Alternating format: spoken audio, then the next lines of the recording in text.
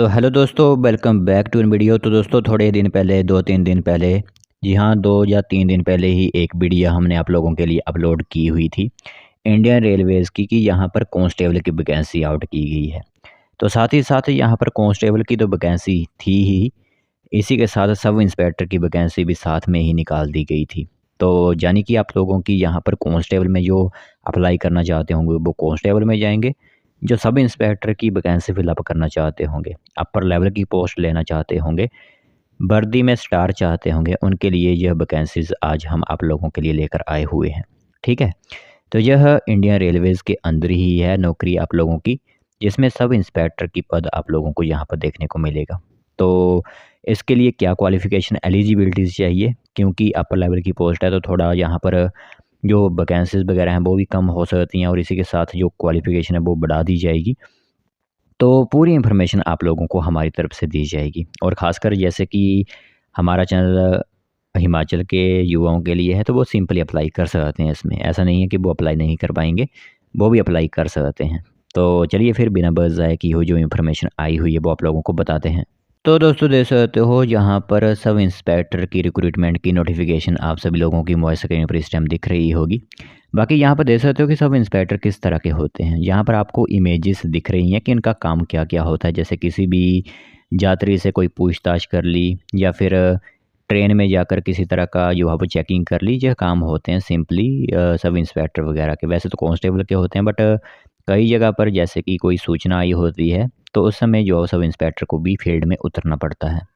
तो सिंपली यहाँ पर आप लोगों के 15 अप्रैल से फॉर्म भरना स्टार्ट ऑलरेडी हो चुके हैं और 14 मई 2024 तक आप कभी भी फॉर्म अप्लाई करवा सकते हो। बाकी कोई गलती अगर आप लोगों से हो जाए तो 15 से लेकर 24 तक आप लोगों को समय दिया जाएगा। उसमें आप सिंपली अपने फॉर्म जो भी आपने गलती की हुई है उसे करेक्ट कर सकते हो। बाकी सब इंस्पेक्टर की बात करें तो लेवल 6 की यहाँ पर आप लोगों को सैलरी दी जाती है। 35,400 रुपये डायरेक्ट आप लोगों को दे दिए जाएंगे। एज 20 से 28 वर्ष रहेगी। बाकी वैकेंसीज़ की बात करें तो 452 वैकेंसीज़ ही आप लोगों को देखने को मिलेंगी ऑल इंडिया लेवल पर। ठीक है, 452 जो वैकेंसीज़ होंगी वो ऑल इंडिया लेवल की होंगी, क्योंकि सब इंस्पेक्टर है तो कोई ज़्यादा वैकेंसी यहाँ पर नहीं होंगी, वह आप लोगों को पता होना चाहिए।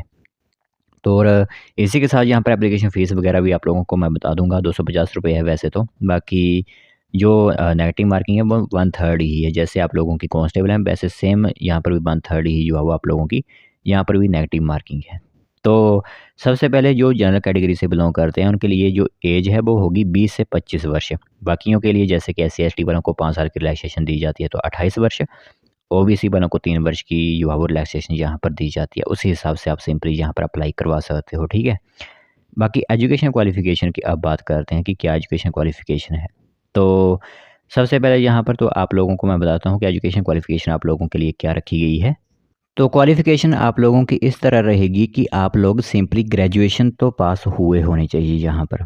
ठीक है, क्योंकि सब इंस्पेक्टर की पोस्ट है तो ग्रेजुएशन तो आप लोगों के यहाँ पर मैंडेटरी रखी गई है। तो आप लोग सिंपली जो है वो अगर ग्रेजुएट है तो सिंपली अप्लाई कर सकते हो। फ़ीस की बात करें तो जो भी जनरल कैटेगरी और OBC कैटेगरी से बिलॉन्ग करते हैं उनके लिए 500 रुपया फ़ीस देनी होगी, जो कि रिफ़ंड हो जाएगी आप लोगों की। ठीक है, रिफ़ंड हो जाएगी जब आप CBT में अपीयर होंगे, तो उस समय आप लोगों की 500 रुपया जो होगी वो रिफ़ंड कर दी जाएगी। और इसी के साथ जो SC/ST एक्स सर्विसमैन वगैरह फीमेल कैंडिडेट्स हैं उनकी 250 रुपये फ़ीस ली जाएगी, वो भी रिफ़ंड हो जाएगी। ठीक है, क्योंकि यहाँ लिखा हुआ है shall be refunded duly deducting bank charges as applicable on appearing in CBT। ठीक है, तो इसलिए आप लोगों की जो भी रिफंडेड वगैरह होंगी वो हो जाएंगी फ़ीस अगर करनी हो आपने रिफ़ंड तो। यह बात होगी आप लोगों की। बाकी मेन पॉइंट्स ही आप लोगों को यहाँ पर मैं बताऊँगा। सबसे पहले यहाँ पर रिक्रूटमेंट प्रोसेस किस तरह का होता है सब इंस्पेक्टर का रेलवेज़ के अंदर। सबसे पहले तो एक कंप्यूटर बेस्ड टेस्ट होगा आप लोगों का। सबसे पहले आप फॉर्म अप्लाई करोगे, फिर आप लोगों के एडमिट कार्ड जा रहे होंगे जिसमें आप लोगों को कंप्यूटर बेस्ड टेस्ट के लिए चले जाना है। वहाँ पर जो भी कैंडिडेट सेलेक्ट होंगे वो अपने फिजिकल एफिशिएंसी टेस्ट के लिए और फिजिकल मेजरमेंट टेस्ट के लिए जाएंगे। फिर उसमें कट ऑफ के बाद आप लोग सिंपली डॉक्यूमेंट वेरिफिकेशन के लिए जाओगे और जैसे ही डॉक्यूमेंट वेरिफिकेशन वगैरह हो जाती है तो आप लोगों को शेड्यूल और वेन्यू बता दिए जाएंगे। जो भी एलिजिबल कैंडिडेट्स होंगे RRB website SMS and email के ज़रिए आप लोगों को एग्जामिनेशन के लिए बुला दिया जाएगा। बाकी फिर कंप्यूटर बेस्ड टेस्ट होगा। पैटर्न एंड सिलेबस बता देता हूँ कि 90 मिनट का समय आप लोगों को मिलेगा और 120 क्वेश्चन आप लोगों को करने होंगे। हर एक क्वेश्चन का 1 नंबर आप लोगों को दिया जाएगा। 1/3 यहाँ पर नेगेटिव मार्किंग होगी। तो इसमें अरिथमेटिक, जनरल इंटेलिजेंस और रीजनल अवेयरनेस, सिर्फ 3 ही ऐसे सब्जेक्ट हैं जो कि आप लोगों को आएंगे।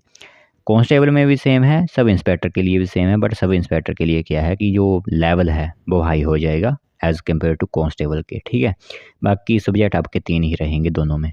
तो यह बात होगी। बाकी जो आपका फ़िज़िकल का क्राइटेरिया है वो सेम ही रहेगा। जैसे कि जो मेल कैंडिडेट्स हैं उनको 6 मिनट 30 सेकंड में जो है वो रेस करनी होगी 1600 मीटर, फीमेल को 4 मिनट में करनी होगी। बाकी लॉन्ग जंप, हाई जंप है वो आप खुद यहाँ पर दे सकते हो।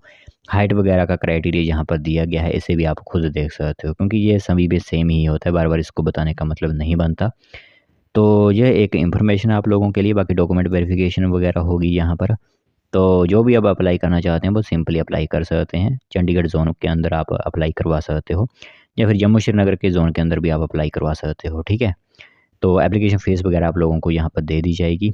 बाकी इसी के साथ मैंने आप लोगों को बता दिया कि कितनी सैलरी आप लोगों को यहाँ पर मिलेगी। बाकी अपनी कैटेगरी के हिसाब से दे सकते हो किस तरह की पोस्ट हैं। जैसे कि अनरिज़र्व्ड में जो अप्लाई कराएंगे उनको 157 वैकेंसी होगी, एससी में 57 वैकेंसी होगी, एसटी वालों को 28, ओबीसी में 104 वैकेंसी होगी। मेल और फीमेल दोनों आप अपनी अपनी वैकेंसी यहाँ पर दे सकते हो, ठीक है। तो ये एक इन्फॉर्मेशन महत्वपूर्ण थी आप लोगों के लिए कि सब इंस्पेक्टर की वैकेंसीज़ भी रेलवेज़ के अंदर निकली हुई हैं। सेम ही क्राइटेरिया है सभी, जितनी भी वैकेंसीज़ निकलती हैं इन सभी में सेम ही क्राइटेरिया होता है। जो भी अप्लाई करना चाहते हैं वो सिंपली अप्लाई करवा सकते हैं।